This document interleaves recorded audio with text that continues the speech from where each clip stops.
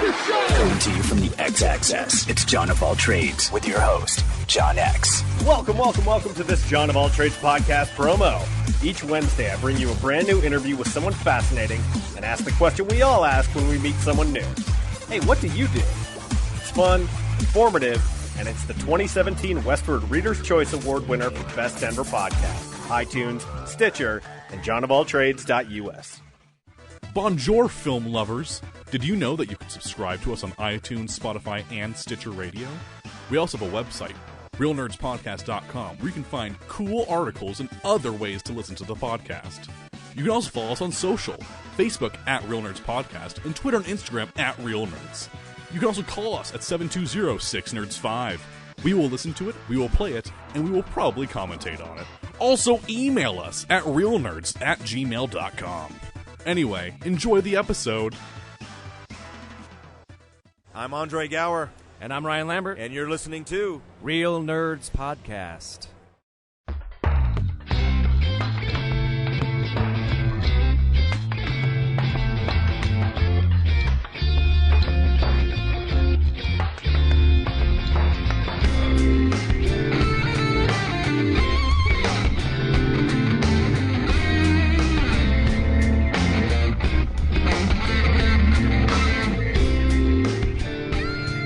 This is Real Nerds Podcast, voted as one of Denver's top 10 nerdtastic podcasts by Denver Westward. I'm Ryan. With me is Brad and Zach. Every week on Real Nerds Podcast, we go see a new movie and we podcast our experience of the world. This week we saw 1917.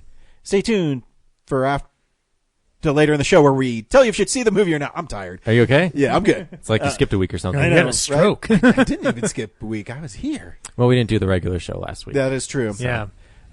So we'll tell you if you should see the film or not, play the trailer, then spoil the film from history. And we talk about movies we've been seeing the past week, movie news, and Blu-rays that are coming out. Yeah. That's what we do. We got a lot now. Blu-rays. How was your New Year's, guys? Kind of. I mean, we did a show. You were there. We did a show, but our other show was so long that It was 3 days after New Year's, too, so... You ready for 2020? Yeah, I mean, nothing's going to stop it. Can't stop it now. I prefer 48-hour investigates. So Yes. See what I did there? Yeah. Yeah. Boo. Nobody watches late-night mystery shows anymore, do they? Oh, no, there's a whole channel devoted to them. But no, but Discovery ID, that's all they play? Yeah, but do they watch them on the network that they were, originated from? I don't know. I don't even watch network TV really much anymore. My parents did it once last year, but then my dad switched back to ESPN, so... I watch ESPN all the time. Is that considered a network channel? No, it's cable. Is that still cable? That's cable. But it's pretty mainstream, though, now, I guess. Yeah. They've won an Oscar. Yeah. I will point out, Brad, there's a great article featuring you on Voyage Denver Yeah. that I read. That you come across really good in that interview. Do I? I was shocked. Yeah. Someone referred me to Voyage Denver, and they profile local people in the community and what their businesses are and what they do, and yeah, I just told it like it is. Yeah, no, it's awesome. Good job. Thanks for mentioning it. Yeah, no, it's your company, Nebulous Visions, is celebrating its 20th year. 20 years of this doing year. Mediocre. No, it's not all mediocre. The stuff I'm in is really great. Of course, yeah. I mean, the other stuff, we'll see. Yeah. But no, it's cool because obviously I've known you for that long, and it's cool seeing your evolution as a filmmaker because, you go back to, is it still PC to say Slave Pikachu? Helper, Probably not. Pikachu Helper. Yeah. But I mean, it's funny. I mean, he just helps you cook and stuff. It's not like he's really doing stuff. But I remember when you were doing it, I always loved when he cleaned the room and it went Pika Pika, and and as you grow as a filmmaker, it's really rewarding as a friend to see you pull that stuff off. And, my first video, that was my first college video, and it's after 20 years, it's still the one with the most views and hits. It's cool. It's because Pikachu. Yeah. I mean, yeah, it's just cool seeing you grow. I like that picture that they posted for it. Just looks slick, look professional. Oh, I mean the one that Eileen took of me at AFP? Yeah. I don't do headshots. Yeah. Yeah. Why do you need to? You're who you are. It's just a great photo to lay into that article. Yeah, I like on the background, like project with my head in between the layers, make it look like reject. Nice. So accurate. Yeah. No, it's good. Yeah, I also re-upped for the 48-hour film project. Oh, did you? Signed Nice. up. Nice. I didn't know if you were going to do that this year. I don't still know if I am, but they have a refund policy of 2 weeks ahead of the Oh, okay. thing, so might as well get in while But it's cheaper. I know you, and when it gets close, you'll get the creative thing Yeah. going. And I was seriously considering producing it, but then I talked to Chad, and there's some things that I don't qualify for to be able to do. So by being awesome, money. yeah, you're better served as being a can't fault creative that. voice. Yeah. We'll see. Agreed. Because even surprisingly that your stuff wasn't in the best of this year, I thought visually is one of the most interesting things you've done. So Thanks. Yeah. you got it. Yeah. Probably the most elaborate Yeah. visually we've done. How about I write your story this year? This is going to be a bunch of people fucking, and then you're going to have No a one's dude. done an orgy. Well, then you'll have a dude walking around with a bird mask saying Fidelio, and then I think you'll probably win. See, that's an what Eyes Wide separates Shut it sequel? art from porn. what is the plural of Fidelio? Fidelios. that'll be the name of your Fidelia. Delio's pictures. yeah. The It's logo's the just bird a mask that turns like the flaccid universal dick. globe.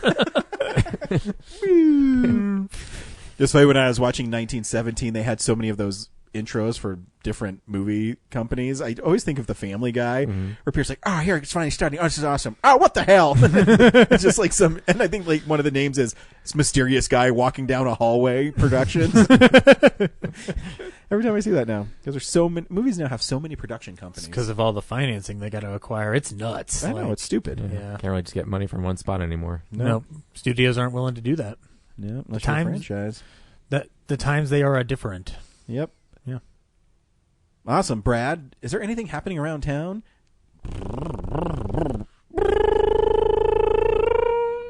That's a pretty good excitement. That was pretty good. High five, Yeah. yeah. Absolutely there is. Dun, dun, dun, dun, dun, dun, dun, dun, dun, dun, dun. Okay, I'm done. Hey, film buddies, follow me around Denver.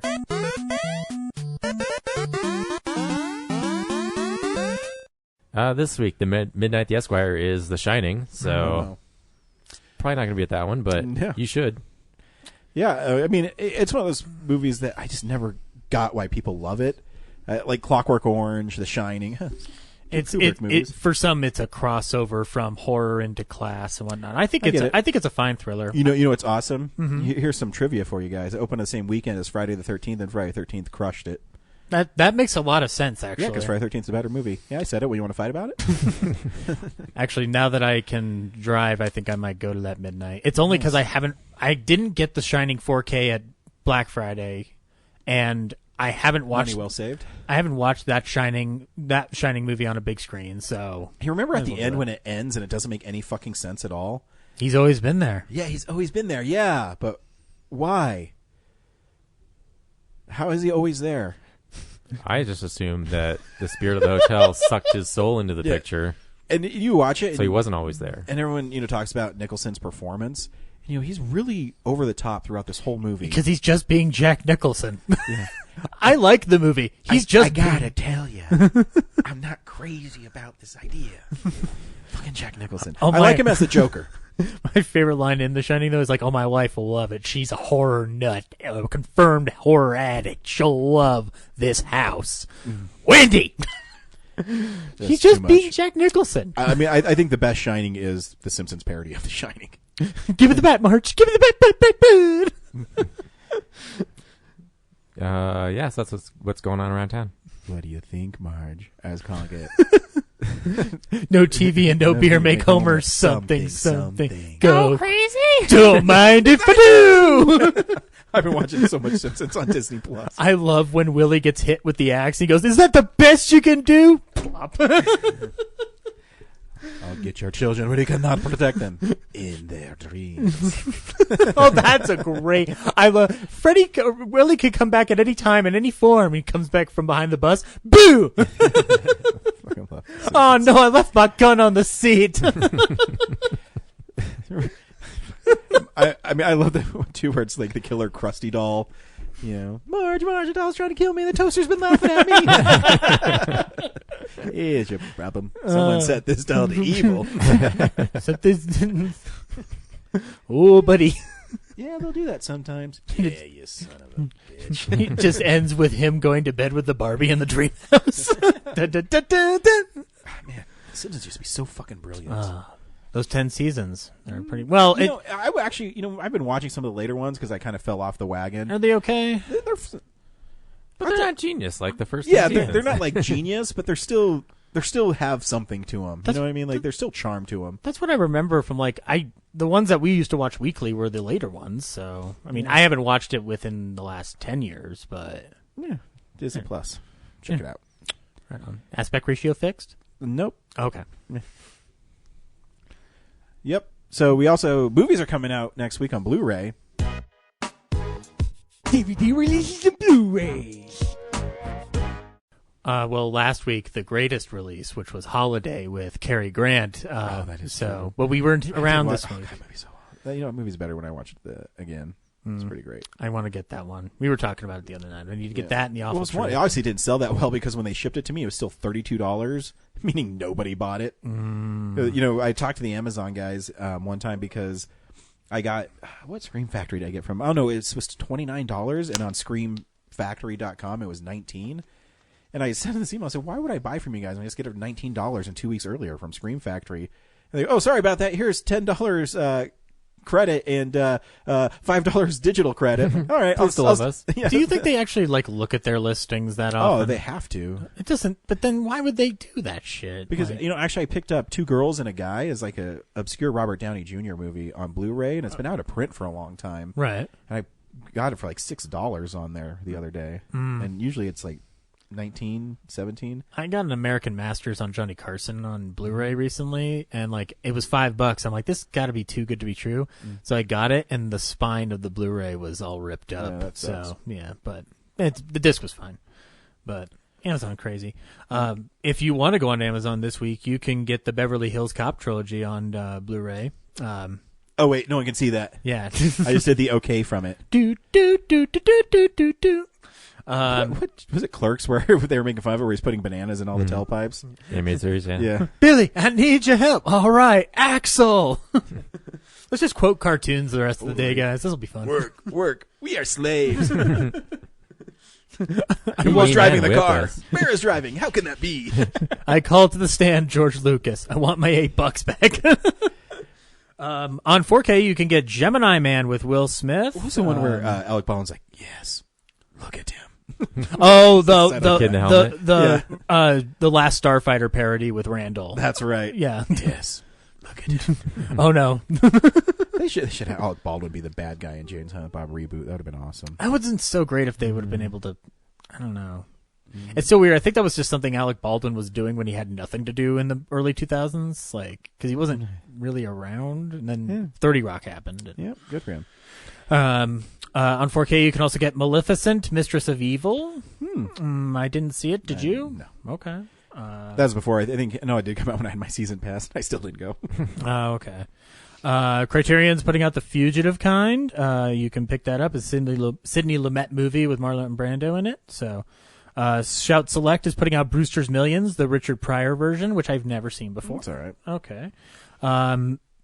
Was the Jungle Book remake already out in 4K? No, Okay, then you can pick it that up. probably looked pretty good, actually. Yeah. I mean, I actually think that movie's pretty good, anyways. But Have you seen the Lion King remake in 4K yet? Or okay, that's because I didn't like the movie that much, so I can't justify buying it at all. no, that's fair. I would assume that would be the barometer for how yeah, good it maybe. could look. I mean, the movie looks fantastic. It just lacks the heart. Yeah, Jungle Book does not though. Jungle Book is Book's awesome. a great movie. Kino Lorber's putting out The Great McGinty with Brian Dunleavy. It's a 40s film that I haven't seen, but I have it as part of the big haul of Universal Vault series that I'd gotten back when I worked at my old work. So you can check that out. Scream Factory's putting out The Mummy Shroud from 1967. Nice. You can pick that up.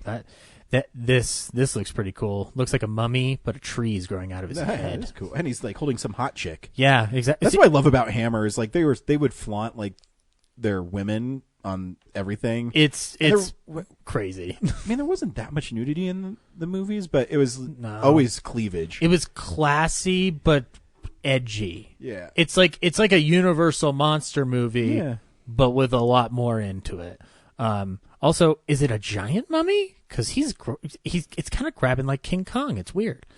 Anywho, Kino Lorber's also putting out House by the River, a film from the 50s with Lewis Hayward. You can check that out.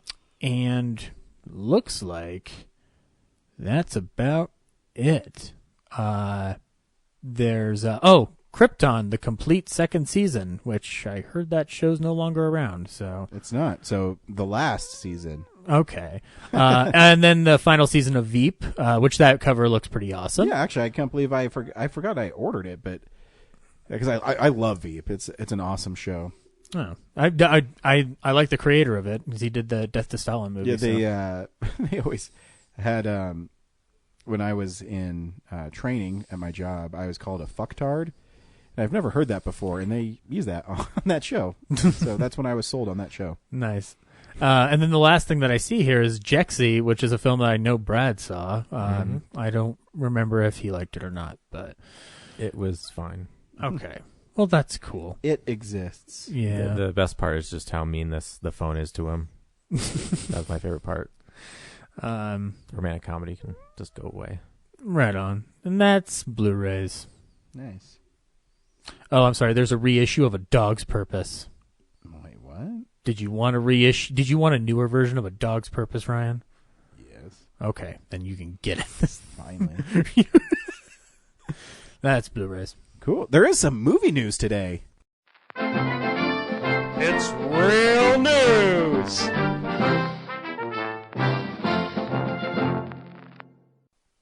The second, sometimes annual Nerdies will be taking place this year. That's right. Yeah. We're going to be presenting. So this is The true measurement of Yes. quality so this, filmmaking. This is kind of a shock, and this is exclusive for all our listeners. Robert Downey Jr. will be receiving the Lifetime Nerdy Achievement Award at our celebration. Congratulations, Mr. Downey. Yeah, and feel free to come by and pick it up. Yeah. At your leisure. Yeah, anytime. We'll be here. Don't have to call ahead first. You can just show up. But Yeah. in all honesty, that is the first award. Brad and I talked about it this morning. Robert Downey Jr. has received the Lifetime Nerdy Achievement Award, and then we have a few other categories we're still working out. We'll look for them soon, and then you'll have a way for the people to vote, Brad. Or how did we do that last time? We figured out some kind of like Google form. So, yeah, so we'll figure something yeah. out as soon as we have the categories and the nominees. So yeah, that's probably the only award show you need to know about today. Yeah. I mean, it's the only one that's properly judging quality filmmaking. Exactly. And unlike other shows that have no host, we'll have 3, maybe 5 hosts, depending on what the week is. Yeah.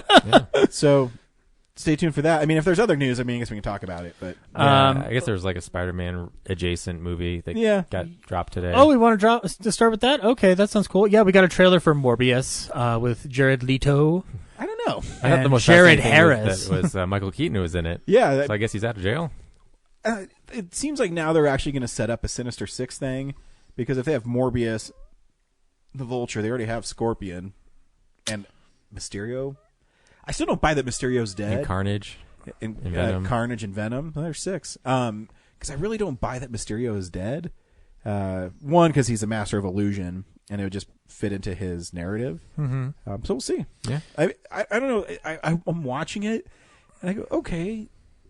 It still seems like it's like B-level. Like when you watch it, I don't know. I mean, it's really early. It doesn't come out for 9 Morbius months. is a villain, right? He is a villain. The trailer just makes him feel like such a hero. Like, oh, he grew up as a paralyzed kid, and Are we going to do anti-hero like we did with Venom? Or? Yeah, well, I mean, Yeah. technically he's an anti-hero because he does team up with Spider-Man every once in a while. But my favorite Morbius story is Peter Parker Spider-Man. I think it's 96 through 98. And in it, Morbius bites Spider-Man, and Spider-Man kind of goes crazy. And so then he ends up fighting Morbius in it. So he always... did Morbius get Spider-Man's powers? Because it feels like... No, so he used Spider-Man's blood to cure him of his like hunger and his vampirism. And so he bit Spider-Man, and they ended up fighting. And I mean, it's... John Romita Jr. did the art. It's an amazing, like...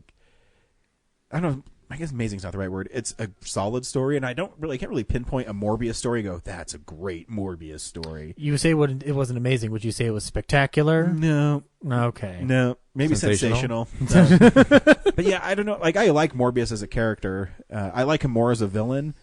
because he just fits the profile better. I mean, he literally drinks people's blood. Well, the trailer kind of makes it look like he might be. Well, I think he's always going to straddle the line. So he'll split the difference in this movie. I liked that it kind of looked horror adjacent, which was pretty nice. Well, I mean, the image of Leto as Morbius when he's actual Morbius is straight from the comics. Yeah. So it's cool that they're embracing that. I mean, I don't know. It doesn't come out for a while, but some of it seems like it's not quite finished yet. But I also said that about Venom, and then when I saw Venom, I go, oh yeah, that's what it is. So we'll see. I mean, obviously I'll watch it. There is a little Spider-Man graffiti in it. And obviously the Michael Keaton Vulture thing tied together, and that makes it kind of feel like maybe part of Spider-Man being part of the Marvel universe too. Is somebody's like, okay, well, you got to let us play with all of it, where Spider-Man's part of our bigger universe too. So it's cool. I mean, if Tom Holland shows up, that'll be pretty cool. Yeah. But it also seems like he might be on the run because they spray painted murderer across the Spider-Man image. Yeah. Well, yeah. Obviously referring to Mysterio. Jameson convinced everybody that he's Oh, that's right. Yeah. So it'll be interesting. And I mean, I think that's a great angle because they really can't do newspapers anymore. So him being a podcaster or an alt-right kind of shock jock. What's a conspiracy nut? What is the one that they're making fun of? What's Alex Jones? Yeah, that Alex Jones guy. Yeah. So yeah, I mean, whatever. I mean, I'll see it obviously. We'll see how it plays out. It's still 10 months away. So it was like one of the greatest joys of my life was seeing that cameo at the end of that movie because I was just like, awesome. oh my god, they brought my dreams to life. I mean, like, it wasn't on your top 10 list, but I mean, it's a great no, moment in the film. No, great movie, but no. I mean, it's not as good as whatever fucking documentary you put at 10, but whatever. What do I know? I think you'd like that documentary. Probably. It's not as good as Spider-Man, though. Well, whatever. Yeah, moving on from a comic book character to a comic book fan, Kevin Smith announced that there's going to be a Mallrats sequel called Twilight of the Mallrats. Isn't this like 6 years ago? No. See, I thought that too, but I guess he's written it a different way now. What about Mallrats? I don't think that's happening anymore. The new title's called Twilight of the Mallrats. God, I hope not. Just put Mallrats 2 on it. I'm totally down with that idea too, but I mean, whatever. He says Clerks 3 is first, so, I've also been led down different paths with his announcements before, so. Yeah, I just hope he cares about it. Yeah. It's a thing that's going on. Moving along, though, The Howling is getting a remake from director Andy Muschietti. I'm excited for this one. I'm down. That sounds cool. Yeah. I mean, I could always use more werewolves in my life. I hope he embraces certain parts of Dante's film. It's like well, hopefully he doesn't embrace the novel as garbage. So hopefully No. It's not that I necessarily want it to be like a camp fest, but I want it to be fun. Does that make sense? I just want a fun werewolf movie. I don't think I've had that for a while. So, moving on into another horror realm of sorts. Saddest news to my knowledge is that Scott Derrickson is no longer involved in Doctor Strange 2. So. Yeah. Wait, what? Yeah. Dr. Scott Derrickson is no longer directing Doctor Strange in the Multiverse of Madness. He announced that he left the project due to creative differences with Marvel, or difference of opinion, or whatever the situation. Oh, does he want to do a more rated R version? My guess is that he wanted to inject way more horror into it, and that Marvel might have been a little apprehensive. Or maybe they just didn't see eye to eye. That seems more reasonable. I mean, I'm not going to put the blame at Marvel, because they worked together well before. So yeah, and I mean, he's staying on an executive producer, and he mentioned it in his tweet as well. Yeah, it's sad. I mean, I hope they get someone interesting to do that, because that concept sounds awesome. Guillermo del Toro, I think would be amazing. But I mean, I don't think he'll do it. Or it'll be in development forever. But moving along, the Television Critics Association had their convention, and a lot of TV news came down the pipeline. A lot of Star Trek stuff.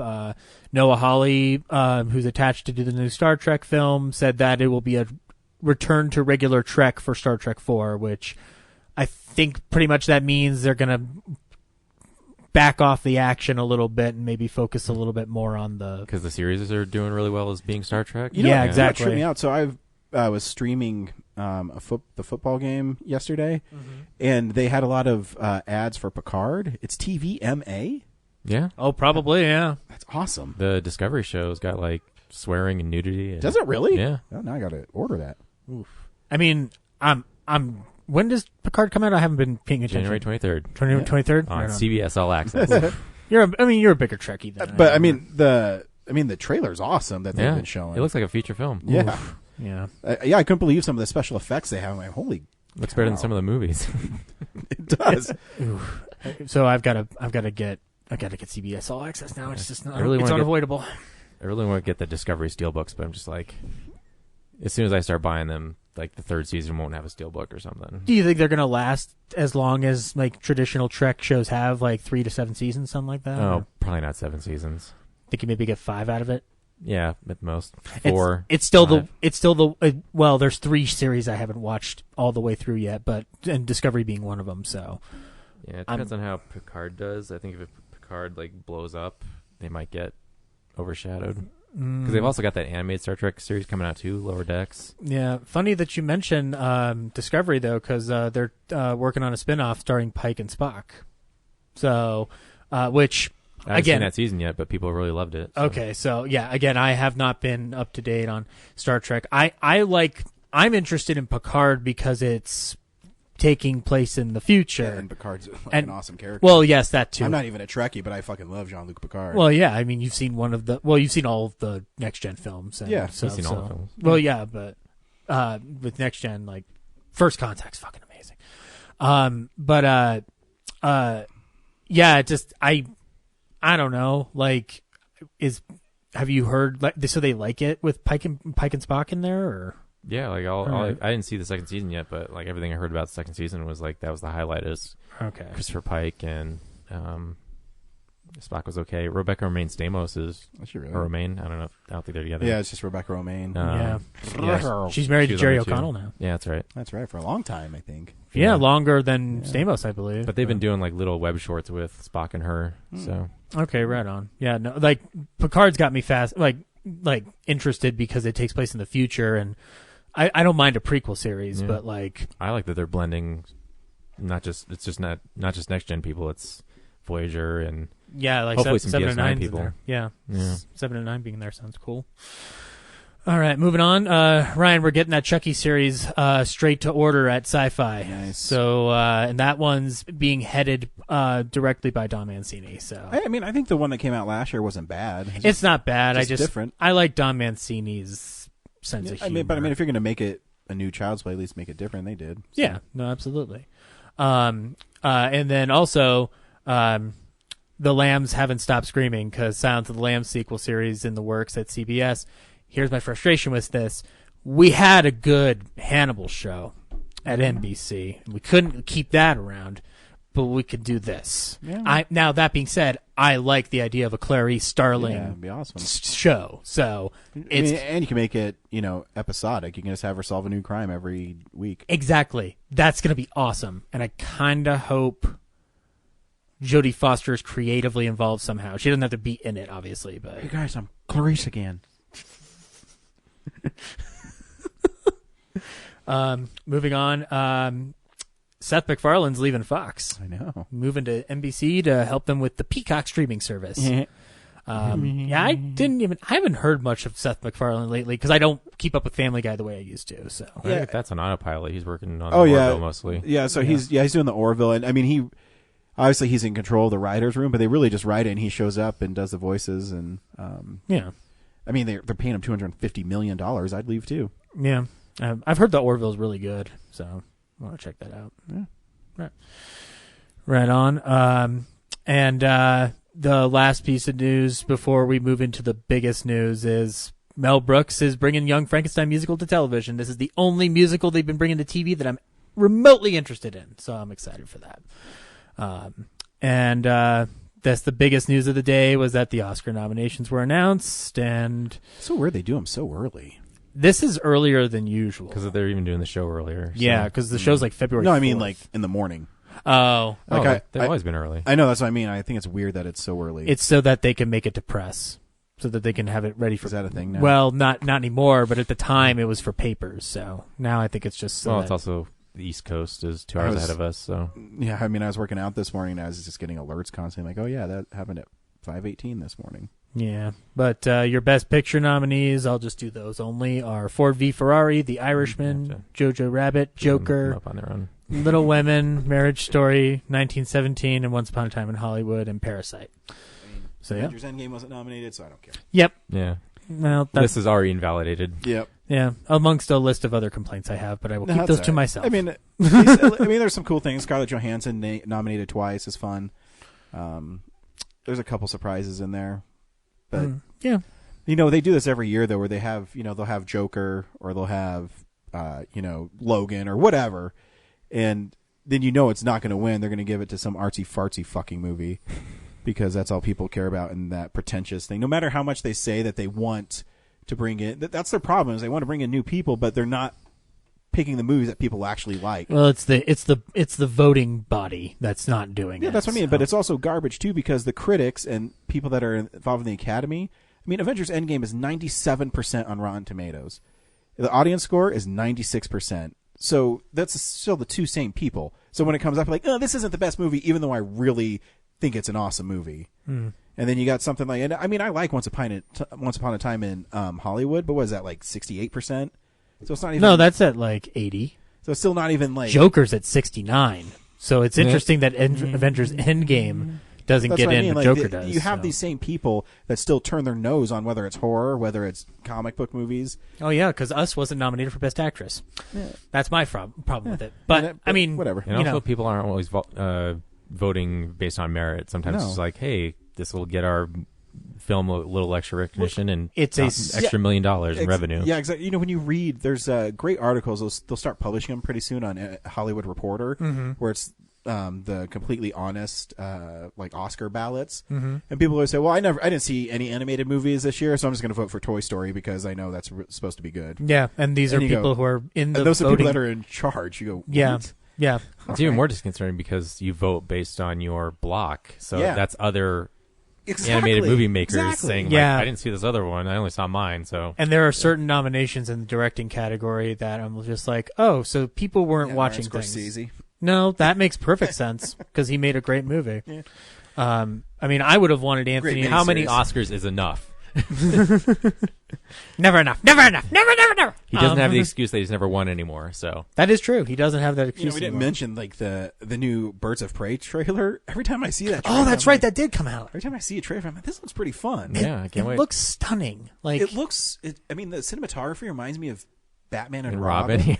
but Exactly what I was but, thinking. but in a like a fun way. Yeah. and it works for this. Yeah, Well, there's no stupid ice puns. exactly. Yeah, I liked that little joke about Bruce Wayne being the hyena. That, and I mean, Robbie's playing Harley Quinn with kind of an edge to her, though, too. Because I mean, she's like shooting people and headbutting them, and I mean, it looks fun. She's allowed to be a character. It's gonna be awesome. Yeah. I love that they didn't just like Oh, she's a- retcon Suicide Squad. Yeah. Like they really let her take the ball and run with that. Is Leto in the Suicide No, Squad? he's not. Like, I guess it's just the Joker and I broke up. Okay, I'm doing this now. No, I mean, I'm not talking about Birds of Prey. I'm talking about the Suicide Squad, the I don't one think so. James Gunn. Oh. I can't remember. Yeah. I don't think so. I think he's a living Let's think of vampire Joaquin now. Phoenix. Burn. But yeah, and then the last piece of news I have, Buck Henry died, and that's sad. He was the screenwriter for The Graduate and helped create Get Smart. If you haven't seen the pilot for Get Smart, he directly wrote it with Mel Brooks, and it's hilarious to this day. Get Smart's a great TV show. Yep. Using your shoe as a phone, that's hilarious. It is pretty fucking hilarious. Stop being a jerk. Not that part. I mean, it's so ridiculous. I love Get Smart. I'm not trying to shit on it. But it still is kind of corny fun. Oh yeah, it's definitely What's the thing that comes down called? It's like the cone of The Cone of Silence, yeah. cone of silence. Yeah, Yeah, yeah. it's totally stupid, but it's still awesome. Yeah, it works in tandem, and actually, like he didn't have anything directly to do with it, but I still like that Steve Carell Get Smart Oh, yeah, no, movie it's that fun. they did. But it's like a show that they created out of the necessity to keep up with the market that James Bond was creating with his success, and It's a fun show. it's amazing. And also, The Graduate's a masterpiece. And if you've never seen What's Up, Doc, or Heaven Can Wait remake. Y'all should check those out. Those are great. But Buck Henry will be missed. He was also on SNL in the early years, and he was hilarious in those too. And he was Liz Lemon's dad, Dick Lemon. That's news. Cool. We watch movies throughout the week in a segment I call What We've Been Watching. So, this is the stuff we've been watching. Brad, what'd you watch this week? Oh boy, I watched so much stuff, guys. Buckle up, boneheads. Yeah. You're going for a ride. I'm gonna just try to get the old stuff out of the way. Some rewatches. First up is I rewatched Charlotte's Web, and I'm just gonna talk about it by reading the review that I wrote on Letterboxd for it. 3 stars. The Sherman Brothers music does a lot to distract you from the fact that this is a story about an overly dependent pig who uses the gift of his prolonged life to siphon the life from an even shorter one by whining her into constructing a successful marketing campaign so much that it kills her. He repays her sacrifice by burying her children in his shit all winter. It's also a commentary on how lazy people are about reading, and shows how they only focus on the headlines. If they did any investigating, they would have been far more impressed that a spider knew how to comprehend English and Latin, adjectives, and hyperbole. Cute movie. So, yeah. No, Spoilers, spider dies. no social commentary about the rat, Templeton. He's gluttonous, I guess. I don't It's a veritable smorgasbord. Yeah, it's a classic. The music, obviously, from the Sherman Brothers is just like so catchy. Yeah. It's great. My But mom loves that movie. as an adult and like looking at the subtext of things, I was just like, that's interesting. Like as a kid, I never really thought it was Wilbur as like being this like really whiny, like entitled pig. Yeah, you just think he's a kid pig and that Charlotte's really nice, and then she dies. But Yeah. I want to Now I rewatch. kind of want to see the 2005 like CGI version just to see like what they did with it. Yeah. I forgot that existed. Yeah, Oprah's in that. Um, That's all I remember about it. yeah. Rewatched Who Framed Roger Rabbit at midnight, and that was great. Did I tell you my favorite scene? Forgetting Sarah Marshall. Haven't seen that since like 2008, and Movie's fun. it's way slower than I remembered. Like it's not laugh after laugh. Yeah, it's like a drama comedy kind of. Yeah. Takes its time. I rewatched Looper for the awesome. first time in a while, and yeah, it's pretty good. Again, a lot smaller than I remember. But the most interesting thing is picking out. There's a scene where Jeff Daniels is talking to Joseph Gordon-Levitt, kind of evaluating, like, why are you here with this company? And he makes a. I should have re-looked it up before I came here, but it was basically talking about how like it was mirroring The Last Jedi, where he's talking about like in Looper he's talking about the Hollywood system and like remaking movies over and over again, and it kind of mirrors The Past Needs to Die in The Last Jedi. So I'm like, yeah, he's been on that for a while now. It wasn't just before The Last Jedi. And then speaking of Rian Johnson released an audio commentary that you could put on your phone and listen to while you watch the movie in the theater. And so I did that at the Alamo, and it was pretty fun.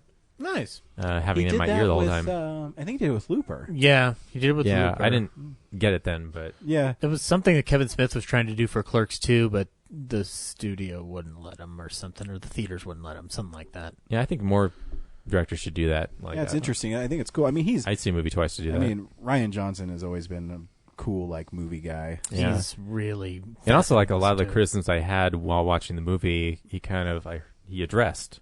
Mm-hmm. So, like, the whole fact that I'm like, oh, okay, well, I know who the killer is in the first couple minutes, and then he explained the history of whodunits, and how that was how he wanted to turn it on its head, and like, and why that's justified. So, where I just thought it was a gimmick. Then I watched something I've had like. I just now noticed the Vudu app on my Blu-ray player, so now I can connect all to my digital archive movies, and I've had Cold Souls on there forever, because I can't, like, they only got on DVD and the cover art sucks, so I've avoided it. But yeah, so that's a movie with Paul Giamatti. He plays actor Paul Giamatti in the movie, and he's currently doing play Uncle Vanya, and he can't quite connect with the character. He's in a rut, so he decides he finds this ad for a soul removal company, gets his soul removed, and then all the complications that ensue from that. Simultaneously, there's a Russian version of this where they import Russian souls. So he takes, for the character in Uncle Vanya, he wants to have like a more tortured he existence. wants agonized. Yeah. And so initially he doesn't take any soul, and then he just kind of acts like a sociopath all the time. Like people will be in pain, and he'll just like ask really insensitive questions of them. And then his wife starts to notice that like you're being an asshole, and then he's like, okay, this must be it. So he tries to go get his soul back. He gets the Russian one, and it's like too painful, like and beautiful her experience. So when he goes to swap it out again, he finds out that his soul has been stolen by the Russians, and so he has to go to Russia and get it back. Fucking commies. And so he basically learns to appreciate what he has. Nice.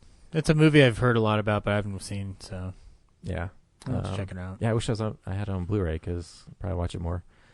Catch Me If You Can. I rewatched that, and it's a good movie. Probably the thing I appreciate most about the movie is the fact that by the end he's not like a criminal in jail. I mean, he is, but like those two, were two characters at odds with each other. Eventually came together to be a team in the end, which I thought was a great resolution to that. Because he's not malicious. He's just he's a kid who can't like deal with his parents' divorce, and it's a lot heavier than you think it would be. Yeah, and the fact that he did all that like so early, like in age, like it's mind blowing. It's a Spielberg movie that, when you think about it, might be one of the more mature, like one of the most mature of his movies. Like that's not strictly a historical drama. Yeah, it's interesting how they sell it too as this like fun globe-trotting heist movie, and it's kind of just this kid who's lost and he steals people's money. Tom Hanks is great in that movie too. Oh god! And once you find out you're good at something, it's hard to like let that go. Yeah. Yeah, and then what was it? Oh shit, I forgot. Anyway, then I rewatched What Lies Beneath, which was a lot more supernatural than I remember. I think that movie would be better if there wasn't actually an element of supernatural. I think maybe because I do like the darkness Harrison Ford. I think Harrison Ford's really great in it. Yeah, but that's my point. Is like I think the movie would be better because they do a really great thing of making you think. Like it would be better if it really was him making her think that it was supernatural. So he was manipulating her, like constantly. So the outcome's the same. It's just, like the fact that there's like her ghost corpse coming back at the end and like kills him, and it reminds me a lot of Friday the 13th Part 7. Yeah, remember when her dad comes out and kills Jason? You're like, what? Yeah. But yeah, the idea that he's orchestrating all these things to make her think she's crazy. Yeah. I think it would have been better. I'm getting that in The Invisible Man this year. Yeah. That's going to be a trailer for that. I'm like, this movie looks pretty great. It's going to be fucked. And I love it. I rewatched Pee-wee's Big Adventure because it was a Midnight at the Esquire last week. And I might have noticed this before, but I didn't at the time. But a lot of that movie is Jay and Silent Bob Strike Back. Not necessarily beat for beat, but I mean, the whole finale is... Paul Rubens is so great in that movie. Yeah. Yeah. But like it's studio hopping in the finale through all the different productions, and then like he saves all the animals at the pet store at the end, which kind of feels like them letting all the test animals out of the lab. I'm sure I've told this story on this, but I love Rubens' delivery is he leaves the T-Rex with Simone. Andy! And he goes, Andy! So, when he goes to the biker bar, to his private hangout for Satan's helpers. Nobody hit me to that dude. Excuse me. And when he walks out, he knocks them all over. Oh, fuck. The part where I'm sure you let him go. The part where he still Tim Burton's best movie. He's with the escaped convict, also like the Diamond Thieves. the I forget his name, but where he dresses up as a woman, and then like when how- they escape, the convict like looks over at him and is like, I'm kind of in her. It's so wrong, and you don't get those jokes until you get older, you know. And Yeah, it's, and the cop's like, I'm gonna need to step out of the car, please. I just want to get a good look at you. Like, ugh. I pity the fool who don't eat my cereal. It lends credibility to what Ryan says about like these small jokes that just nobody kind of like hits on. I love the joke when he's first on the road and he's talking to the guy. He's like, I'm on the run. Like, why? Well, you know those mattresses on tags on mattresses you're not supposed to cut off. Yeah, well, I cut one off. Well, cut one of them off. And when he's like doing the Alamo tour and his face of like just complete boredom, like as he has to wait for the tour to end. Oh, it's so heartbreaking when he finds out there's no basement in the Alamo You know, and everyone's laughing at I've been him. noticing that stuff like on The Office too, where I just pick random episodes to watch. And the one where the fun run, and Angela's explaining to Dwight what he has to do for sprinkles, and he slowly starts like looking away from her, realizing he has to kill the cat. It makes it more funny when you know what the end game for it is. It's just watch his reaction when she's explaining how many shots Sprinkles needs and what he needs to do. It's so funny. Yeah, and then I watched Willy Wonka and the Chocolate Factory, which I haven't seen in forever. I was kind of waiting for a minute at the Esquire, but I've missed it too many times. But I was blown away. Like, they don't get to the Chocolate Factory till like 45 minutes into the movie. Oh yeah. I can't remember how long the movie is, but it's like an hour. And 40 It's like an hour and a minutes. half. Yeah. Yeah, something like but that. yeah, I thought most of the movie was the factory, but he takes That's care of just those the kids real fast. Yeah, that's just the most memorable part. Yeah. Well, as a kid, I never really thought of like, Willy Wonka's like this fun. Like as an adult, you're just like, this guy has had it in for these kids. Like they've been personally selected to be tortured. It's like Roald Dahl hates children. It's like a Saw movie with Gene Wilder. Yeah. So. Stop! Help! Yeah. That was probably the best delivery when Augustus Gloop is drinking from the Chocolate River and he falls in. And, Somebody do something, please! Help! Yeah. Great delivery. And then I rewatched all the Lord of the Rings movies. Fellowship, Two Towers, and Return. Probably, I've seen Fellowship a lot of times since the theater, but I think this is the first time I've seen 2 and Return since 2003. Wow. So, better than I remember, but now I'm just noticing, like clearly and this is all also the extended editions. So there's like just a lot of extra stuff that I'm like, I can't remember what was in which version. Sure. But overall, I'm just like, yeah, there's a lot of stuff that is extraneous. But now I'm just watching. Like I really see. Like it's not so much just people fighting fantasy battles, but like it seems like they address the corruption of man a lot, and people in power not living up to expectations or being good leaders, especially I don't know the guy's name. Saruman? No, the guy John Noble plays him, but Boromir's dad. The Steward of Gondor. The Steward of Gondor, yeah, and just just treating Faramir like shit. Yeah. Oh, God.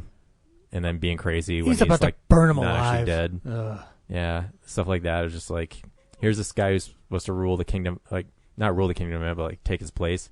And he's standing out on the ledge watching all the armies fight, and he's just going like, "Oh, I guess we're doomed." Like just not leading these people at all, and just being a terrible person. Because he's going mad, and it's supposed to be a madness that spreads in their family. And Yeah. it's wonderful. Yeah, and then King Theoden, having like his advisors whisper in his ear like all this bad advice, Yeah. and then Chucky does that. yeah, And a young Kate Blanchett. Yeah. yeah, and she's in it less than I remember. Yeah. Yeah, she's, like, that character's not really, No. like, super prominent. She's probably in the Hobbit trilogy more. Yeah. The other things I don't like about like Return of the King is just how much time we spend with like Frodo being fatigued. It's just like, oh my god, let's get to Mordor already. Like, I get it, you're tired and the ring's heavy. It's your own fault you watch the extended editions. It's a perfectly fine 3-hour theatrical cut. Yeah, but I think Fellowship is the best one for me because it really deals with like the temptation I of always all the like characters. the second one a lot. Really? Yeah, I have Yeah. to rewatch. I haven't watched him in a while. I mean, I've seen him since the theaters, but I mean, obviously, I'm going to watch him for my Blanchett marathon. But Yeah. I gotta. I'm on your level because like as I've gotten older, Two Towers has become really good, especially because of Bernard Hill and playing Theod, and like, oh god, Yeah. that storyline just gives me the chills now every time I think about it. And also, like overall, like the heroes would not have won had trees not walked or supernatural undead characters been able to like fight back. Tree, he's no tree, he's an ent. Yeah. I'm going to ent you. And then the new stuff I watched Honey Boy, which was, I think, Henry's number 8. Yep. And that was pretty good. Like, definitely acting, like, firing all cylinders. If you have, like, issues with your dad, it's a rough watch. Because Shia's dad is, like, really... Like, in some aspects, you can tell, like, he loves his kid, but also he's really abusive psychologically and not the worst I've seen physically, but still it's, like, really inappropriate. But both the little kid and Shia LaBeouf are just... I mean, Shia's also kind of channeling his Peanut Butter Falcon character a little bit, but really it's, like, they're on their game, just doing some really intense stuff. And I thought I saw, like, another... feature, but maybe it's not on here. Guess not. I guess Honey Boy was the only new one I saw. Oh, Knives Out. Yeah, that's what I watched. Zach? A couple of things, huh? My catchphrase. Rewatched Yoga Hosers. Still don't really love it, but I had more fun with it this time around. I think it's at the end of the day, it's kind of like what I said before the first time I saw it, which I'm like, the movie's not made for me. My wife hate follows Harley Quinn Smith on Instagram Hate follows because my wife says she's an annoying vegan, so it drives her crazy. Okay. Yeah, I don't know. I mean, did Harley Quinn Smith like mail her a bunch of stuff? Like, why? Like, there's plenty of vegans. Yeah, I mean, I don't know. I'm not on Instagram, so I don't know. That's weird. Why? No, to hate follow. I don't get that concept at all. Like, Well, because you're not a chick, dude. okay, that's okay. I didn't realize that was part of the deal. I just like, why pick on a 19-year-old? Like, there's plenty of vegans out there. I don't know why it's just. I think it's more to do with because she's a vegan and who her dad is. So she only has what she has because of who her dad is. I mean, if her dad wasn't Kevin Smith, do you think she'd be an actress? I don't know. You never No. know. You never Probably know. not. You guys don't have to be such pussies. No. I mean, why not just hate Kevin Smith directly? No, because he's funny. I don't know. His daughter is not. Yeah, Kevin and Harley are fine. Yoga Hosers, though, like I said, not made for me. But I will say I appreciated the prosthetics a lot more this time around, just because like I got into the spirit of how wacky it was this time around. It's an all right So like, movie. yeah, I mean, like I think I it's will. horrible. I will say, like doing practical prosthetics like that for anything, like especially on that low a budget, I got to admire it a little bit. And Like, it's just, I always go back to the argument that I miss pre-super heavy weed Kevin Smith because his ideas, again, Tusk, I think is actually a pretty cool movie, but it kind of loses itself towards the end. I haven't rewatched it Where in a while. you just focus on the horror of, Justin Long talking to Howie, the whole time is great. And even, the walrus thing is fine, but then at the end is just, I mean, come on, dude. And then the Yoga Hosers thing with the Bratnies or whatever it fucking called. Bratzies, yeah. Here's the thing. Like I will say, like, and I agree with you because there is a clear division in his phase, and I've grown out of love with Tusk, but I still admire it for certain things. But like, I will say with rewatching, there's no way he could make Chasing Amy now. No, I don't think so. But I mean, well, we'll see. Clerks 3 might be amazing, but like with Yoga Hosers, like even though those brat like army is weird, like it's just like the fact that prosthetics being pulled off without looking too dumb, I mean, it's like, fine. I'm just saying, like, there's an obvious deviation in his work. Oh yeah, there's a split difference between who he was pre a certain Like, point. I like that he has a chill personality of like not worrying about what people think of him as much as he used to. But I also think like it's detrimental to his craft. I think so too. Because if he doesn't worry about what people think, then he has no critical eye towards what he's doing. Yeah. I agree, Brad. That was well said. That's fair. Yeah. But anyway, yeah, like I said, movie's not made for me, but I'm still hopeful it'll find its own audience. There's always I'll always like and support Kevin Smith because when I was in high school, watching Clerks, Chasing Amy, and Dogma was my jam. Yeah. Like we were just quoting the Clerks cartoon earlier. Like I still love Kevin Smith. Yeah, no, I'll still listen to him all the time. I think he's funny. It's just that Yoga Hosers was one I hadn't gone back to. Like unlike other ones, like I'll go check out Jay and Silent Bob Reboot the moment it comes out on Blu-ray. I will too because it's still there. I mean, Affleck's amazing in Jay and Silent Bob Reboot. He is. He's wonderful. Made me fucking cry in that movie. So is Chris Hemsworth, even though he's just a hologram. Don't touch the hologram. Same rules apply. I watched the documentary QT8, which is the documentary about Quentin Tarantino that was on Fathom. They put it out on VOD, and it's from the gal Tara Wood who did 21, the Richard Linklater documentary. This one is a lot more insightful than I was led to believe. However, it is very much a retrospective film. Man, I just love making fucking movies. He's not interviewed at all. No, he's not at all. It's everybody else around him involved, and I think that's part of the point of the documentaries that Tara Wood does. But they dig into his background and they go film by film up till Hateful Eight. And this film was made prior to the Weinstein revelations happening in 2017. So they didn't release it until this year. So there's not only footage or like additional information about Harvey Weinstein near the end, along with the Uma Thurman crash reveal from Kill Bill, but there's also a preview for Once Upon a Time in Hollywood at the end of it.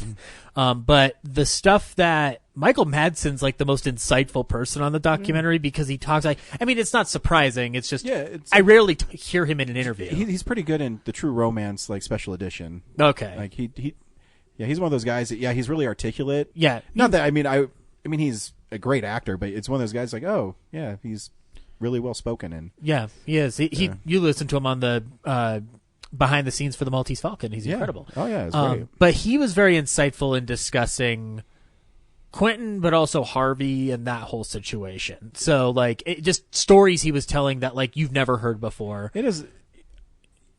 It's so shocking, the Harvey Weinstein thing, because you watch old Miramax movies, and you're like, oh, this is fun.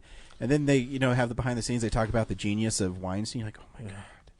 It just taints almost everything that they've done, and they have some great films. Yeah. And literally all the films that are talked about in this movie are Weinstein productions, or acquired by Weinstein, because I guess Reservoir Dogs is independent, and actually, like, there's a story that I loved is that Tim Roth and Michael Madsen, they're all covered in blood on the set, and then they rap and they go to hug and their shirts stuck together because of the fake blood. And then also, he's wearing cowboy boots Michael Madsen's wearing cowboy boots in Reservoir Dogs because he didn't have a pair of regular black shoes. So that's why he hides the razor in his boot. And, he told him like what song he was going to play, which was Steelers Wheeler. And so he just did the song. Like it's just an improv dance. And he's just like, I don't know where that came from. It's the worst dance imaginable. So it was fun. And they talked a lot about Jackie Brown too, which I appreciated. And then the last thing that I watched was I found the Steelbook of Assault on Precinct 13, for $11 at Best Buy after a job interview. So I got it because when are Steelbooks from Scream Factory that freaking cheap? And I rewatched it, and that movie still fucking rocks. If you've never seen Assault on Precinct 13, it's about assault on a precinct. That's the 13th. It's Precinct 9, Division 13. It's got Austin Stoker in it. And Ryan, I have a question as an officer of the law. If you were put into that situation, would you let the bad guys out to help fight the other bad guys? Yeah, and I'd arm them with tons of guns, and we'd shoot a bunch of people. And then would you blow a can of, like, flammable fluid? And then I'd have them throw a gun to me, and I'd cock the shotgun and go, I guess this is an assault against Precinct 13. I wish that was the line in the movie. That would be so great. That is a great shot, though, when Austin Stoker throws it to Napoleon Wilson. Like, he throws the shotgun, Napoleon cocks it real quick, and bam! Like, it's just great editing. And there is something to be said about Carpenter's early work, that there is something to him having no budget. Dude, he made a Howard Hawks movie out of literally the surroundings of Los Angeles. Yeah. Like, it's pretty incredible. And then you get Ghosts of Mars, you go, oh, this is what he does with $50 million. Well, I think he was. I mean, that might be an exaggeration, but I need to look back into, like, because he'd said around that point that he was done dealing with studios, so I think there was just kind of like a fuck it mode, but I don't know. I will say, though, that I don't know how long it's been since you've seen it, or if you I haven't seen it forever. Okay, the scene where the little girl gets shot from the ice cream truck, it looks brutal on 4K. It looks brutal, period. Just like, but the 4K, like, the print looks relatively great. Yep. The print looks really great. Like, it's not a restoration. It's just like whatever print was already remastered. But for some reason, it was just the blood was more exaggerated that time around. Like, it pops better. The only part of the film that doesn't look great, and it's not the fault of Scream Factory, is the opening 2 minutes where there's a raid outside at night, and then a shot in near the jail cells where there's like a 2-minute section where the print is washed out. Everything else looks fantastic. So if you haven't seen Assault on Precinct 13, you should check it out. Don't watch the remake. The remake's crap. I mean, there are parts of it I like, but overall, I prefer the griminess of that first one. So that's all I watched this week. I watch a lot of rewatch a lot of things. Kellen got these reader books that is the Avengers, and it's, it says Iron Man is Tony Stark, and it just helps him read. And so he's really liked Ant-Man. So we watched Ant-Man, and he's never seen it, and he fucking loved Ant-Man. He loved that he could talk to ants, and he thought it was funny. Yeah, I mean, it's a fun movie, and it's just kind of cool seeing him become that way, because I've been taking him to more and more movies this year, and so I took him to the 4DX Star Wars, and there is something about like seeing your little boy cheer and have lots of fun. I mean, the 4DX experience actually, I think, helped him experience the film, because it's hard for a little boy to sit there for 2.5 hours, but and not enjoy lightsaber battles and spaceships. Yeah, no, he does. But I mean, like when you because of the 4DX, totally immerses you into the experience. So right away, unless you sit in the back right corner. Yeah, no, because we were in the third row, right in the middle, and it was pretty great. I mean, I didn't know it moved with the camera too. That was my biggest problem, is that like every camera move, like the seats moved, and I'm like, it should only move for like the actual action on screen. But it starts off, it's a Regal, so it has the roller coaster. And so right away, Kellen got really excited because it did the roller coaster and it would blow popcorn in you. And but he cheered when Rey and Kylo were fighting on the Death Star, and she stabs him, and he put his arms up. I go, that's my boy. What I thought was really cool too in the 4DX is when people got stabbed, it like poked you in the back. I'm like, this is really? Oh, that's crazy. I did not expect it to be that. Did the air jets like next to your ears for the lightsabers get old? No. You know, the ones that I thought were kind of obnoxious were when things crash and it was the things on your like legs. I was like, like the little whippy things. Yeah, I know. Yeah, I didn't get that for that time, but I've had it before. Yeah, I mean, for Avengers. Yeah, but it's pretty impressive, and it's for the opening crawl, it would like tilt your seat so you could read it in the 3D. It was crazy. But yeah, Kellen freaking loved it. I just realized 4DX would be great to do House on Haunted Hill or The Tingler, like the old ones, because that would be right exactly what he used to do, right? Yeah. It's a pretty impressive. I mean, did you get drenched with water in that lightsaber battle? No, it just like did a couple mists. I mean, it's expensive though. So for Kellen and I to go, it was like $40, and then it was really cold, so I really couldn't like search for parking. So the parking was $20. And then he wanted right next to the pavilions, and then he wanted a snack bag. It cost me like $70 for him to. So you couldn't get the underground like comped parking. I didn't know that existed. Where's that at? What? Underground, under the pavilions? Yeah. Wow. I don't live downtown, Brad, so I don't know.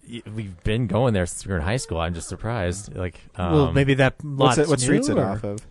I think it's either Welton or Curtis. But yeah, there's like right before you get to the Hard Rock or whatever, there's like a off to the right underground, and then So you anyways- take your Oh, yeah, parking yeah, yeah, ticket yeah. upstairs and you get it stamped for Yeah. free parking. Right on. Well, whatever. $20. Fuck. I know. But, I mean, I didn't want to, like, search for parking. I was like, fuck this. It was so cold. It was on Saturday. But, yeah, no, Kellen loved it, and it was really cool. It made me give it a half a star more on Letterboxd. I liked that. Like that was the best justification for that. I was just like, "Aw." Yeah. So that was really fun. Means I need to be careful with what I show Mattis. No, you should show him all this stuff because it's awesome. Yeah, that's true. Um, Avengers Endgame first. I rewatched Holiday on Criterion. Holiday is a Cary Grant, Katharine Hepburn film. Really small. It only takes place really in a house. Yeah. But it used to be a play. And the Criterion restoration was really great because I had it on DVD. And the DVD is not horrible, but when, you know, what I love about Criterion is when they restore stuff in 4K, they still keep the grain for the old movies, but they got rid of almost all the hiss and pop. Yeah, from it's mostly surface, soundtrack. like Yeah. true surface damage. Yeah, And it's a really funny movie, and it's another movie where Cary Grant starts becoming Cary Grant, and you can see his evolution as an actor, and it's really fun. And he just plays a guy who's supposed to marry this one sister, but then he finds out that Katharine Hepburn's the more fun sister, and the one sister's trying to make him get a job at the bank, and I want to travel the world, and he can't do it because it's really simple, but the acting in it's really great. Really focused film, and it's hour and 20 minutes. It moves really quickly. I want that. I want to watch it now. I read an article. I can't remember if it's on Bloody Disgusting or some other horror site, and it's top 20 horror films you might have missed from the last decade. And when they highlighted was called, You're like, well, I'll show them. yeah, I haven't missed any of them. yeah. And one's called Lovely Molly, which is directed by Eduardo Sanchez, who did Blair Witch Project, the co-directed with Dan Myrick. You can listen to his interview on realnerdspodcast.com. And it's about it's a possession movie, and it's about a young lady who moves into her family's home after her dad dies, and she just got married. And while she's there, supernatural things might be happening, or she might be relapsing through drug abuse. So it's a pretty effective horror film, and it's pretty violent. The one thing that I knocked it a little bit is he kind of relied on, even though it's not a found footage film, every once in a while you do like found footage stuff that kind of distracted from the film. But the lead actress, Gretchen Lodge, she's amazing in it. It's her first movie. And I mean, she's going through like these changes, and there's parts where she might be sexually assaulted by a spirit, but she might not be. And she keeps on saying that she's seeing stuff that's not really there. And her descent into madness is really, really cool. Is it on Netflix? No, I had to get the Blu-ray. The Blu-ray is like $5. Oh, okay. I'll let you borrow if you want to borrow it, because they also tried, if you watch the behind-the-scenes featurettes, they try to make it like the Blair Witch, where this really happened. So it's really kind of interesting, but also they pepper it with really horrible acting. I haven't watched Blair Witch in a while. It's a garbage movie. I think I saw it once. Here's the thing: is after we interviewed Dan Myrick twice at Mile High Horror, Yeah. I respected it more as him as a filmmaker than I do the actual film, if that makes sense. No, that makes sense. I get Because that. how he made it and how he talks about it, he's still passionate about it, and how they made this really cheap movie and it made $200 and something million is a really cool story. No, yeah, absolutely. And it definitely touched a nerve with people. I just think it's just not good. It's a film that I forget so much that sometimes I'm like, did I watch it? But like, and then I remember that, like, yeah, I had the DVD. So Yeah. like, So I mean, I'll probably revisit it eventually. I just don't right now. But I'm you sure should check out Lovely Molly. I mean, if you want to see a first time actress really go for it in a horror film and put herself out there, and I mean, when you're in scenes for extended periods of time, like totally naked, but at the same time acting and being like emotionally distraught, I think that shows a lot of courage as an actress. okay, I want to check this out. So yeah, I mean, you should check it out. It's different, and it's violent. Okay. And so I also watched. gonna watch Kate Blanchett movies, and I can't decide on a name for the binge. I was thinking Kate the Great, but I can't think of anything else right now. So if you have any ideas, please send them to me. The first one I watch is Kate called is enough. No. I like that one. I will not do because I don't like reality TV except for American Pickers, so I won't do that. Oh no, 8 is Enough is a sitcom. From the 70s, I think. Yeah, But there's also what's the freaking that's John and Kate plus 8. Kate plus 8. Kate plus 8. Okay. Yeah, barf. Yeah. So anyways, I watched Notes on a Scandal. I don't know if any of you have seen this. Here I am. I like that movie. Oh, you seen it? Yeah. That part has a little. Meh. It's a so little over much. the top. But the movie is pretty interesting. Judi Dench is amazing in it. Yeah. So is Kate Blanchett. I think they're both nominated for Oscars for it, actually. Yeah. In it, Kate Blanchett plays this new art teacher who's obviously like cute, and while she's Irate Kate. There we go. There we go. I love it. See, just need someone creative. Not that you're not, Zach, but just not at naming stuff. Okay. When you have a wife and a kid, don't name the kid. My wife. So in it, she plays a teacher who goes to the school and no one likes her, and Judi Dench is kind of the mean teacher there as well. Yeah. And they befriend each other. And then one night, Judi Dench finds her giving head to a 15-year-old student. Yeah. And it's a story about her having an affair with a 15-year-old student because she's married to Bill Nighy and they don't love each other. Mm-hmm. And it's way different than I thought it was going to be. And she's great in it. And if you want to be depressed, kind of watch it because it's not really a happy movie at all. Oh, no. But I remember, like, it's one of those films. I can't remember the year it came out, but there's 2007, I think. Yeah, but there's like posters all over the place for it. And I wasn't old enough to get it on my own to see it right away. So then I caught it on DVD, and it was not the film that it looked like from the way they advertised it or trailers. So. And I mean, the title comes from Judi Dench keeps notes of everything that Kate Blanchett's character does, and she tries to blackmail her because she's in love with her, and when it doesn't go her way, it reveals it.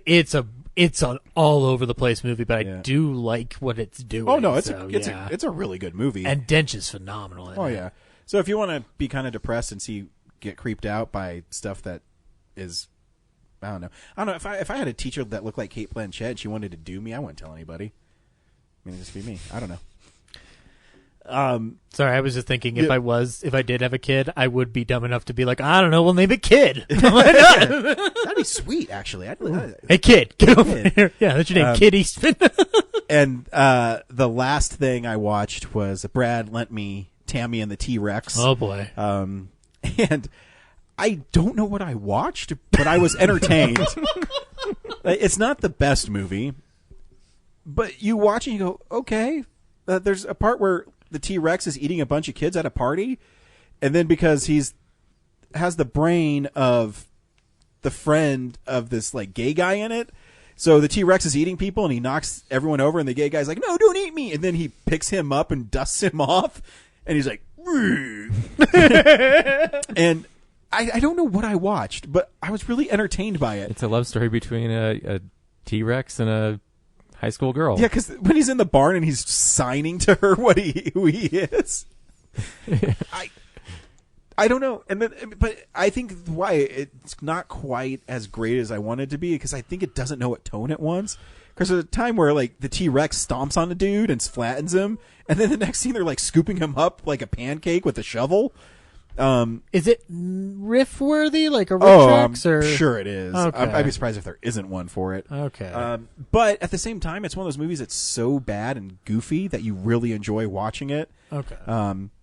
Because there's a part we and Brad are talking about. He's at a funeral so the brain of Paul Walker is put in this animatronic T-Rex, and I don't even understand what's the doctor's end game with it. He just wants to bring life to an animatronic T-Rex. I guess, yeah, because they don't. He just wants to prove the world that he did it. I watched it twice. I'm like, did I miss his plot? You watched this twice? Yeah, I'm like, did I miss the plot of why he's doing it? Nope. No, he has his own mission. He wants to prove to the scientific community that he can do it, and it's his dream. And, for a low budget movie, the T-Rex doesn't look that bad. Some of the animation is really bad. Yeah. But I mean, it's made by John Buechler, so I mean, the gore is pretty great. Directed by Buechler? No, he just did the effects. Okay. But yeah, so there's a part. So, anyways, this kid dies, and they're at his funeral, and the T-Rex is at the funeral, and he's supposed to be hiding, but they show this like wide shot, and you can see the T-Rex just standing there. Yeah. And then it It's closes. not even a cemetery. It's just the No, park. And It's they like have a park. It doesn't make any sense, right? Yeah. And then they go to the T-Rex. He's like, he's wiping tears from his eyes. listening to his own eulogy. Yeah. And then there's like the Jean-Claude Van Damme guy the karate guy who gets flattened by him, and it's bizarre. I don't know. Yeah. Brad, can I borrow it from Ryan now that Ryan's borrowed it from you? Yeah, I guess it's up in the car. So. Woo! So yeah. Yeah. And then Paul Walker and like her boyfriend are having like that fight, and they're grabbing each other's dicks. Yeah. What is? He's such a bad actor. I forget what he says at the part where he's like, fudge. Like the bad guy is such a bad actor. Yeah, that fight is ridiculous. They're literally just grabbing each other's dicks until they fall on the ground, and just keeps on showing their faces going. And why is the title says Tanny in the T-Rex? Oh God, Is there a reason behind that? there is. I forgot what it was though. Yeah. And then you mentioned it too at the end where she like strip teases to his brain, but it's through a video. He's like, "Oh yeah, baby, that's what I like. I can't wait to have my body again." Going, okay, this is. Oh, so we get to go. Yeah, great epilogue. Yeah. Yeah. What was it? I think it had something to do with like it's part like an Australian made movie. I don't remember. It's very bizarre, but it's one of those movies that you just have to see. And I didn't understand too, like, you know, Paul Walker. Oh, the part where before the fight, he walks out and she's all lovey-dovey with him. He's like, "Here, take this," and she goes, "I can't take that, Rose. You know what happened if I forget her boyfriend's name, Axel, sees it." And then he shows up on motorcycles and, "Hey man, stay away from my girl," and they grab each other's dicks. I don't know what's going on. Then he escapes from her bedroom, and then like her parents just let the whole gang inside. The whole gang in, and then they all run out and they chase him down. And He then doesn't they get leave very him- far. They leave him to die in an animal sanctuary. He gets killed by a lion. He gets mauled by a lion. Just ends up in a coma. Oh, that's right. He doesn't die. Yeah. And then Bernie Lomax unplugs him. That's right. Just walks in the hospital smoking a cigarette. Yep. With his slutty nurse assistant. Oh, I'm in for a ride, aren't I? And then God. I guess he lives with his uncle who's too drunk to ever notice that he's gone or dead. Or, Yeah. I can't wait to watch this. I didn't realize Beekler did the effects. That's cool. Yeah. All right. Yeah. So, and I was going to put some more Blu-ray reviews up, but I had to reshuffle them because this will be on my top Blu-rays of the year. Oh. Because Vinegar Syndrome, actually, they did a really great job restoring it. And there's, I don't know, like 2 or 3 hours. I have it written down. It's maybe 2.5 hours of bonus features. And you can watch the PG-13 cut, which is not good. I couldn't even watch the whole thing because it cuts out all the gore. That's like the fun part, right? I didn't realize there's both cuts on there. Yeah. But yeah, That's that's what part where in the family, Bernie like walks into the barn and the T-Rex just like right. cuts him. Dude, His guts fall out. So he walks in the barn and he's like, "Where are you?" It's a fucking T-Rex, dude. Yeah. He can only be like, It's not pitch black in there. yeah. And he walks in, you can either go left or right. And you can see the T-Rex in the corner like, and then he cuts him in half and then everybody just runs away like, "Oh, fuck that guy." Yeah. Whatever. It's fun. Sweet. Yeah, I can't even describe. You have to see it. It's, I'm excited. I cannot wait. I mean, to. he calls her too on the telephone. The T-Rex does. Yep. That happens in it. I'm on board. I'm on board. I'm on After he board. gets out of the Yeah. warehouse or Yeah. whatever. He gets out of the warehouse. He's like, "Beep." I'm on board. I'm on board. There's the only other film that I want to see that you've described in such great detail of how ridiculous it is an action film that I can't remember the title of that involved like a skateboarder or something like that, like some kind of "Oh, skateboarding. Hard Ticket to Hawaii." Hard Ticket to Hawaii. That's the one. Yeah. Okay, You get. so- I found it. It's actually at a Best Buy. It's at the Littleton Best Buy on I have Blu-ray. that one, too. Ooh. Yeah, They tell you I can drive now. I can Yeah. go down to Littleton now. I think it's only like Yeah. $10 too. And then the cops are really mean to the cop's gay son. Oh yeah, oh, that's right. They keep. It's just really weird. Yeah. They're like, "Ooh, here he comes." Yeah. Dude, don't say that. Don't say that. Yes, it's so weird. It's all over the place tonally. Ooh. I don't know if it's a horror movie, sci-fi, comedy. Well, I love it. Well, yeah, I mean, if you like silly, stupid shit, then Oh yeah, I'm totally on board with this then. yep. So I watched this week. It's totally shift gears. This week on Real Nerds Podcast, we saw 1917. Brad, should people see 1917? No, this movie sucked hard. Totally disappointed. Knew it. No, I'm just kidding. It's pretty great. I wasn't into the story as much. Like it's kind of follows the same beats as other war movies you've seen. Really, like the draw is the fact that most of it's one take. So from a filmmaking perspective, that's really impressive, especially with everything that's going on in the background. Corinne, should people see 1917 or something to that effect with your call? Hey nerds, it's Corinne. Sorry I wasn't able to join you guys on the episode this week. Work, unfortunately, is a thing. But I just wanted to share my thoughts on 1917 real quick. I won't spoil anything, but overall I thought it was a really good movie. It's very, very tragic and very just, kind of dark, but I mean, I expected that going in. I mean, it's a war film, so I had seen the trailer so much that I thought that I knew how it was all going to end, and I didn't feel like a ton of suspense until about halfway through. And there was something that happened that really surprised me, and I was like, wow, I did not expect that. And it was, and then, there was definitely like an element of suspense that built up after that. Don't want to spoil it, but just the idea of, are they going to do the thing? And anyway, it's a really, really well-made film. I thought the one shot or like the long take thing would annoy me, and it kind of did in some places. It just felt like there was just a lot of walking that happened.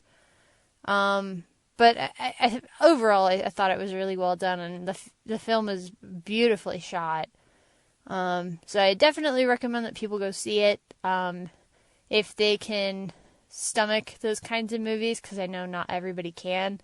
And I specifically had to go, during daylight hours, like, when I knew I was going to have time afterward to digest it, and because it's one of those movies that I wouldn't want to watch like right before bed, just because it is really sad and dark. So, and I cried for sure there at the end, especially, but I cried a couple of times, I think. But really well made movie. It's already won awards, and it probably deserves to win more. So interested to hear all of your guys' thoughts about it as well.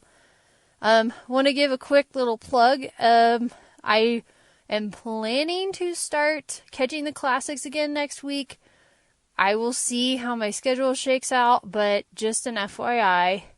And also, everybody go check out the website, realnerdspodcast.com.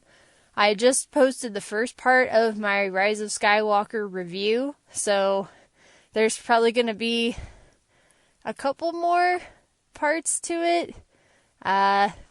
We'll just see how long it goes. And also, by the time this episode gets posted, I will probably also have a statistical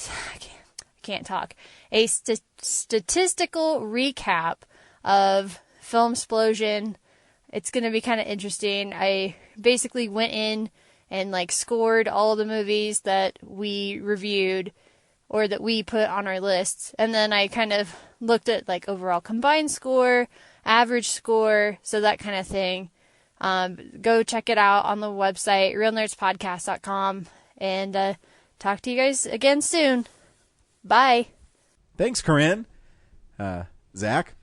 I'm of the opinion that we shouldn't even be recording this episode right now. We should be going out and seeing it again, because this movie's fucking amazing. Mendes and Deakins knocked it out of the park. Yeah, no, this movie is amazing. It's 2 hours, and it moves really quick, and it has this constant drive to it, and I think the single take shot helps with that, where you're stuck with these guys, and it's constantly moving, and I think that is a testament to the editors, the director, and the cinematographer, because, the whole time when you're watching, man, how did the continuities do so well, and did they shoot it in order to keep that going? Questions like that, you think about after the film. Here's a trailer for 1917. Blake, pick a man, bring your kit. I hoped today might be a good day. Hope is a dangerous thing. You have a brother in the 2nd Battalion. Yes, sir. They're walking into a trap. Your orders are to deliver a message, calling off tomorrow morning's attack. If you fail, it will be a massacre. Let's talk about this for a minute. Why? We've got orders to cross here. That is the German front line. If we're not clever about this, no one will get to your brother. I will.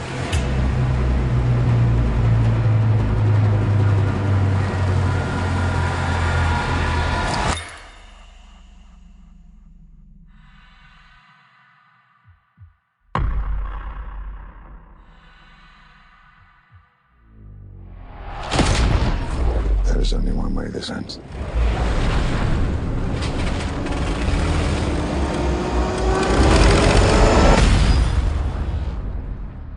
Last man standing. I'm going back to see my father. We need to keep moving! Come on! I'm going there, no more to run. We can't possibly make it that way, man! You bloody insane!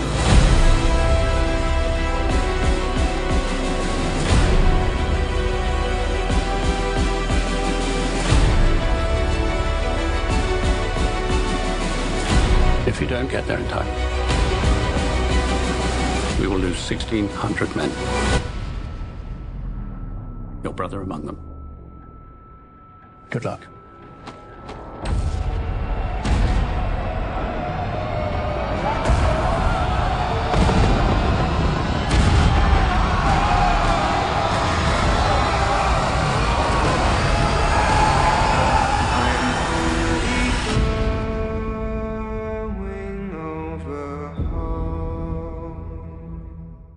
The story's simple. It's about these two guys that are tasked with the mission to go find this other battalion that's about to make a grave mistake, attacking the German front, where the Germans have set them up, basically set up a trap where they're like, oh, no, we're not here anymore, and we're weak, but they've really set up a huge fortification. Yeah. And there's a little bit of personal stakes because the brother of one of the people on the mission is in that battalion. Yeah. Yeah. And it's, what's really cool, too, is there's 3 really great actors, and their parts are really small in it. But their parts are important, whether it's Colin Firth, Mark Strong, and Benedict Cumberbatch. They all play generals in this, or high-ranking officers, and they pop up. But you're really stuck with, corporals, Lance Corporal, and him and his, I guess they're friends, and they have to go on this journey, just them. And I thought it was interesting. The first movie, one of the first movies I remember seeing where the bunker life was really hardcore. I mean, I've seen War Horse and a couple other World War I movies, but it's not really touched upon. Dunkirk. Yeah. It's kind of weird when Sherlock Holmes and Moriarty can put their differences aside to fight the Germans in World War I. Because everybody's going to fight the Germans. Exactly. Andrew Scott is the guy who sends him out over sends them both out over the trench and on their journey, and his little adage is like, "You're gonna fucking die." Yeah, and he's just like christening them with fucking liquor. Yeah. He's like, make sure you throw this back because I don't want the fucking Germans to get the flare. Yeah, like, we need our supplies, dude. Yeah. Like, we're like low on shit. And I mean, it just gets you in there right away. When they're crossing the no man's land and there's all those dead horses and dead bodies and did he cuts his hand and then puts it in the chest cavity of that corpse? It's like, oh, that's infected. Yeah, it's and it goes along, and I mean, I think one of the most impressive shots are at the farm, and the dogfight is so cool, and you're tracking that plane. That's when you realize this movie is really special. Yeah. They pulled off stuff that. And then they kill a character that I didn't think was going to. Yeah, especially in a way die too, at all. where he's stabbed, and you're like, oh, he'll just have to suck it up, and then they shot in a way where you just see blood keep on pouring out of him. Yeah. It got him. And it lingers on it so fucking long. Oh yeah, that'd be a horrible way to die. Yeah, the scene before that though, when they're in the mine, or not in the mine, in the bunker, the bunker, the fortified bunker, and the rat going through, which like props to whoever was the animal control person on that film, because that CGI rat. Oh, the CGI rat. Yeah. Oh, okay. Right on, neat.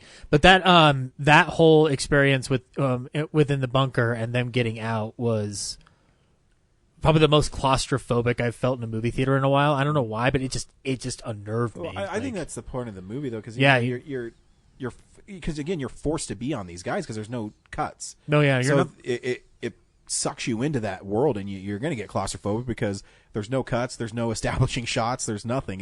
You're even feeling that way when you're in the trench too. Oh yeah, like it's so narrow, and you're when he's running through there to get to what's Cumberbatch's general's name? Oh, I think he's a captain too. Yeah, I think there's also a great line that Mark Strong has. He says, "Make sure there's witnesses around." Yeah, because men love General Mackenzie, because people love the fight. Yeah. And I mean that scene where after he leaves Mark Strong is really intense too, where he's crossing the bridge and that dude's shooting a gun at him. The sniper from the top, yeah. Or you think the whole place is empty? Yeah, yeah. And then the scene because it's basically the two long shots that are split by him being knocked out in that tower after that situation. When it cuts into that second half and that stuff in the night, like this is Deakins at his most beautiful with that open lighting. Yeah, just that open source lighting. It's just fucking beautiful, and it's just the lights and the shadows are just fucking brilliant in that particular shot. And it's unnerving when he goes under under one of the rubbles, and that woman is there. She's with the baby, and she's like, "This is my baby. What's her name? I don't know. Who's the mother? Are you the mother?" And he goes, "No." Like she's just saving this baby. Oh my god! Like it was just Probably most impressive technically for me after that is. So they're still in that scene, and he goes into the next space and then kills those two guys. Oh, yeah. And then runs out, and then so the camera's still following him running, and then the camera still has to follow him jumping off the bridge into the water, and then so there's like a cameraman that has to go in and not go under the water. Yeah. But also and then follow the camera while it's floating on the water, and they're also like changing his skin tone because he's freezing as he's in the water. Yeah, I'm just like, that is so much to track. Which in one shot. That skin tone change also happens when his cohort gets stabbed at the farm, and granted that's CGI, but still. But I didn't even notice it at first. His friend's dying. It's a slow bleed out. That's horrible. Yeah, he goes white like not right away, but like when you notice it's there, like I'm just like, oh man, like that was a great makeup change. Like it's shitty. It's you save this German guy and he just. But it's a great film. But from his point of view, the English guys were bad. It's a good film about the immediacy of that war, and it's a war that like we barely talk about because it's it's a convoluted war in a lot of respects. Oh, yeah. Also, if they hadn't done anything for like another 5-6 minutes, they would have had backup. Yeah, so that's tragic. But it's one of those things too because I love too where he finally gets to Cumberbatch Mackenzie and he like says call it off, and he says no, I'm not going to call it off. And then he says, you have orders. And he says, okay, call it off. He says, yeah, you never know. Like, get the fuck out of here. There's no lingering. It's like, okay, you did what you had to do. Get the fuck out of here. No one wants to hear from you. There's no, oh, your friend's dead. He tracks down his brother, and then the last shot is when you see him having a family. And I think that's when you're supposed to relax. Yeah. But it's interesting because you expect them to be like, oh, you did such a great job making it to us. No, it's just, get the fuck out of here. Yeah. Who are you? No, it's interesting. Cumberbatch's character expresses the most about like how confusing and like crazy that war was. Mm-hmm. Like every account you read is like they were dealing with a different type of warfare. They were dealing with different types of weaponry, like the use of mustard gas and chemicals. So like it's a war that they don't understand. So like if he has the chance to attack, he feels he's justified in doing it, and then someone's telling him to call it off. He's frustrated. Like it's actually a great scene for Cumberbatch, which is essentially kind of a cameo if you want to technically look at it that way. You know, he has that one kid has a line. He's like, "I don't like it here," before his friend dies. Just it's such a well-made movie. And it deserves all the accolades because they don't. I mean, when's the last time you saw a movie like this? Silent House? I don't know. Well, Birdman's But Birdman's pretty impressive too. It is. I feel like this film in particular, like, I would love to. I can't wait for it to be on Blu-ray so I can watch it with the sound off. Not to do it like the whole way through, but just to watch how it kind of works on that Hitchcock level. Because when I was watching the film at the halfway point, I was like, I think that this is what Hitchcock was going for with something like Rope, with that sort of seamlessness, and this seems like the fulfillment of that promise. So, like, it was fascinating. But I will say, though, at my theater at AMC, I was in the auditorium right next to IMAX, and there's moments in this movie where it goes quiet for an effective reason. And during those quiet moments, I either heard old people getting up to go to the bathroom and clanking their feet down hard on the steps, or I heard the sound of John Williams' music from the side. So I'm like, This is all wrong. I'm going to Dolby next time. And see that movie. See 1917. 1917. It's awesome. Yeah. Next week, people want us to see Bad Boys, but I want to see Doolittle, so I don't really.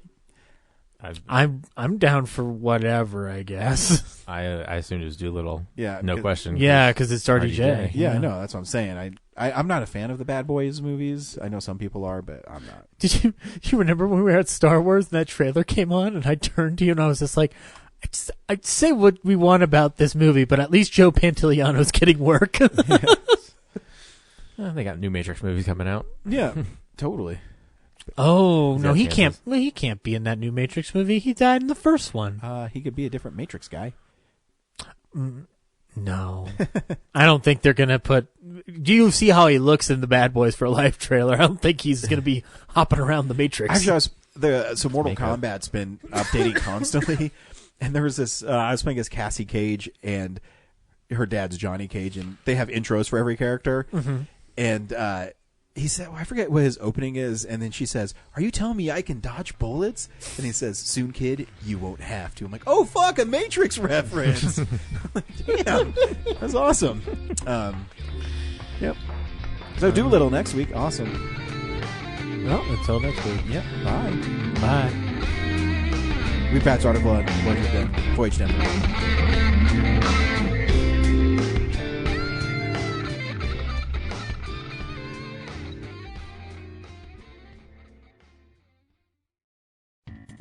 Thank you for listening to this episode of Real Nerds Podcast.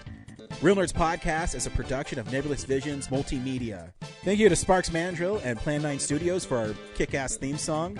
Also, if you're in the Denver area and you're looking for a cool place to see movies, we see them at the Alamo Drafthouse in Littleton and now also in Sloan's Lake. Thank you to Colorado Coins, Cards, and Comics for supplying us with all our comic needs, especially you, Andrew. You know who you are. And a big shout out to James's mom. I'm giving you an electronic hug that you can feel through the airwaves. Thanks for listening, and have a nice day.